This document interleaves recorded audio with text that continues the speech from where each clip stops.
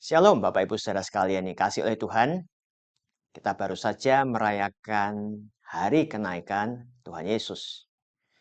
Pertanyaannya adalah, apa yang terjadi setelah Yesus naik ke surga? Apa yang dialami oleh para murid? Hari ini kita akan belajar sebuah kebenaran firman Tuhan dengan tema kuasa untuk bersaksi. Bacaan kita terambil dari Yohanes 15 ayat 26 sampai 27. Saya akan bacakan nanti. Banyak fenomena yang mencengangkan terjadi di hari Pentakosta. Bunyi seperti tiupan angin keras dan lidah api. Para rasul berkata-kata di dalam berbagai bahasa. Namun pesan utama kehadiran Roh Kudus ialah kita mendengar mereka berkata-kata di dalam bahasa kita sendiri tentang perbuatan-perbuatan yang dilakukan Allah. Anda bisa baca itu di dalam Kisah Para Rasul 2 ayat 11.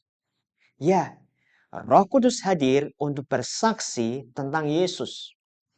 Hal ini sudah ditegaskan Yesus ketika ia berkata kepada muridnya, "Jika penghibur yang akan kuutus dari Bapa datang, yaitu Roh kebenaran yang keluar dari Bapa, ia akan bersaksi tentang aku." Yohanes 15 ayat 26. Pertanyaannya, Roh Kudus bersaksi melalui siapa?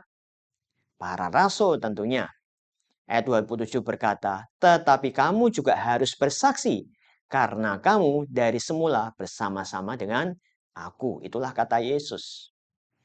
Akhirnya terjadilah Roh Kudus memberi kuasa kepada para rasul untuk menjadi saksi Kristus di Yerusalem, seluruh Yudea dan Samaria dan sampai ke ujung bumi. Kisah Para Rasul 1 ayat 8. Bersaksi tidak hanya melalui berkhotbah, namun segala hal yang kita ceritakan, lakukan dalam nama Yesus dan untuk memuliakan Dia.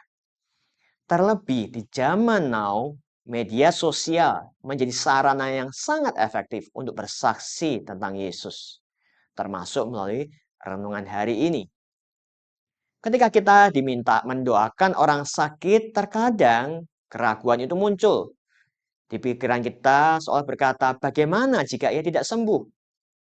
Kita harus ingat bahwa Roh Kuduslah yang berkuasa untuk menyembuhkan, bukan indahnya rangkaian kata-kata doa kita.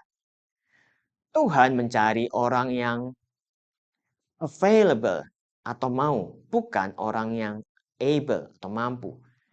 Ketika kita available untuk diajar kebenaran firman Tuhan, maka Roh Kudus pula lah yang akan membuat kita mampu atau able.